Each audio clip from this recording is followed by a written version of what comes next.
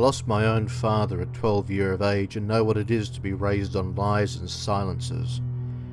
My dear daughter, you are presently too young to understand a word I write, but this history is for you, and will contain no single lie. May I burn in hell if I speak false. Thus begins Peter Carey's novel True History of the Kelly Gang, a fictionalised account of the life of infamous Australian bushranger Ned Kelly.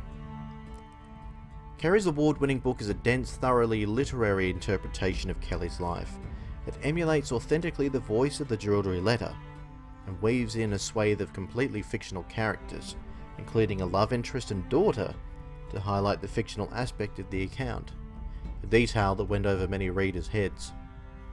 Carey's book creates an air of authenticity by framing the story as a series of long-forgotten letters, archived in the fictional Melbourne Public Library, complete with made-up reference numbers for each document. The core of the book is an exploration of Carey's favourite theme, the unreliable narrator. This pops up in a number of texts, but here it is driven by the idea that truth is subjective. Ned Kelly's truth is not the truth accepted by everyone else, which is reflected in the title. An oft-overlooked piece of artifice is that Carey deliberately doesn't include "the" in the title of the book. A definitive article would be a lie, as this text is clearly not a historical account, but that doesn't matter to some people, which brings me to the focus of this rant. Justin Kurzel, director of Snowtown and Assassin's Creed, has finally gotten his adaptation of Carey's book off the ground, and this week the main cast was announced. The last time that a Ned Kelly film was successfully made was 2003's Heath Ledger vehicle Ned Kelly, which some of you may have seen my review of. At the same time, Irish director Neil Jordan had acquired the rights to Carey's book, but abandoned his adaptation when Gregor Jordan got his film into production first. Kurzel had been sitting on this project for some time before it gained traction and funding bodies started throwing money at it like a cash bukkake. With this not inconsiderable cash injection, he has been able to sign up international stars Russell Crowe, Nicholas Hoult, Travis Fimmel, Dacre Montgomery, and in Tim Burton fashion, his wife Essie Davis.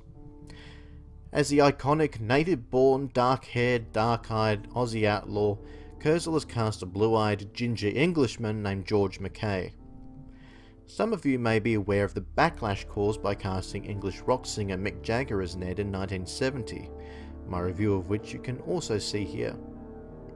The casting, star-studded as it may be, highlights that Kurzel has gone with glamour over suitability for his cast, something I have on many occasions slammed because it highlights the lack of respect for the source material from the director. Furthermore, Kurzel describes his take on the story as a gothic western for our times, a genre that is typified in Australia by The Proposition, a grim and ultra-violent story of morally ambiguous characters doing awful things to each other with lots of blood and gore to go around. Telling the Ned Kelly story as a gothic western is tantamount to making a Michael Bay-esque action romp about Jesse James. Oh wait, they actually did that, and it was a piece of shit.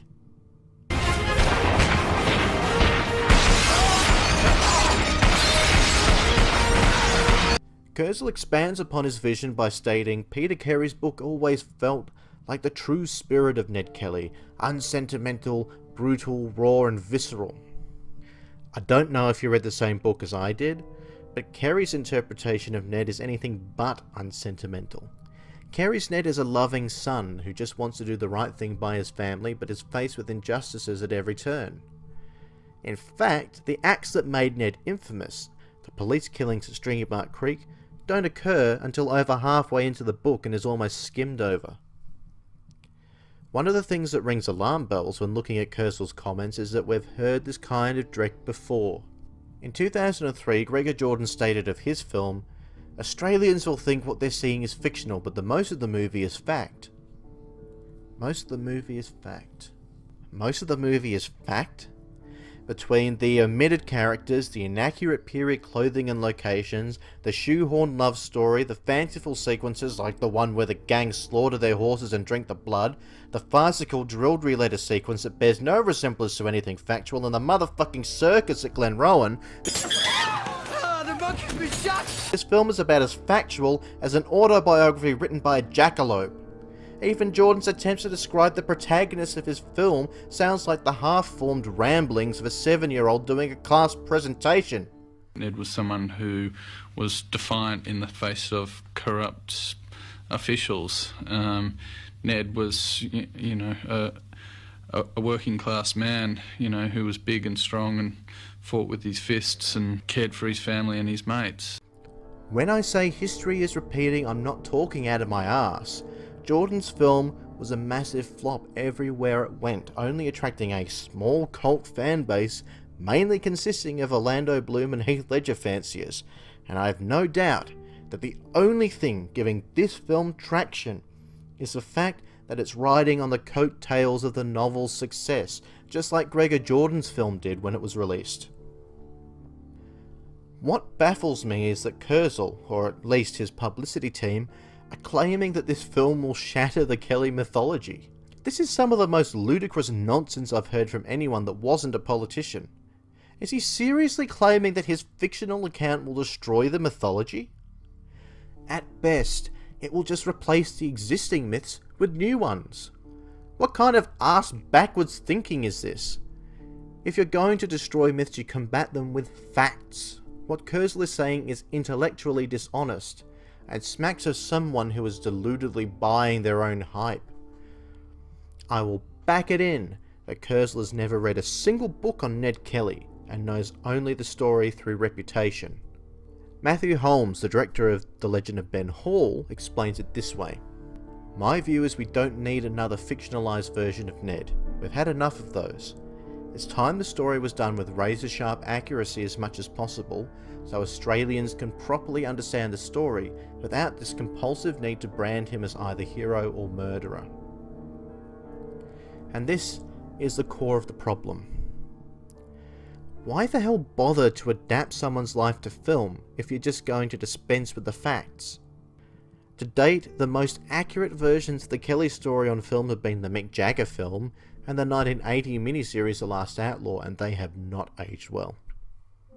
If you want to see a biopic done right, you need to look at Spielberg's Lincoln or Ron Howard's Rush, which both have impressive casts that actually look like the people they're playing, adhere tremendously accurately to the facts, especially Rush, which has an eerily accurate depiction of Niki Lauda's car crash, among other things.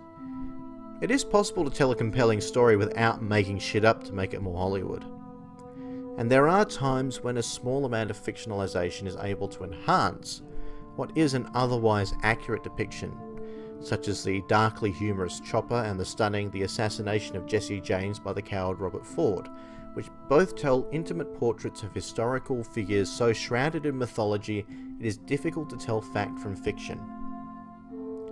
An adaptation of Kerry's book has the potential to emulate the success of that approach, but based on what Kurzel has stated thus far, I fear we're seeing the first earnest sparks of an inescapable dumpster fire of a film that may cause considerable damage to the Australian film industry's reputation and has the potential to scupper Australian period films for the foreseeable future if it has as corrosive a reception with the critics as Kurzel's last venture did.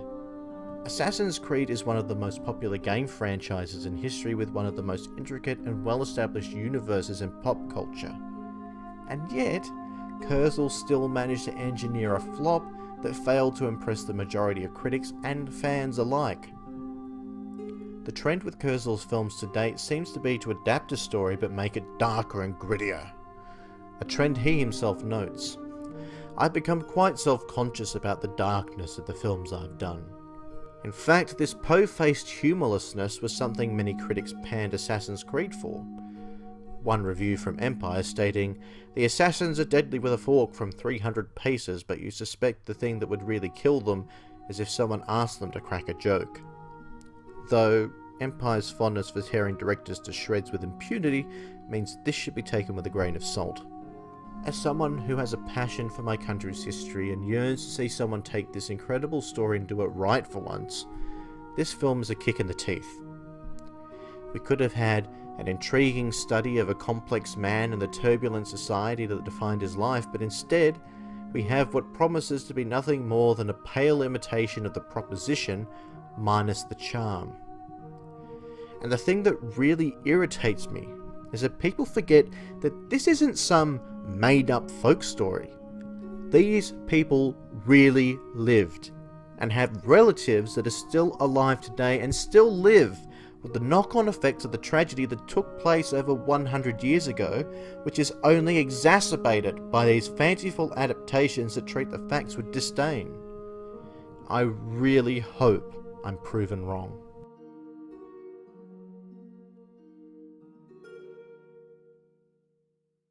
The monk has been shot!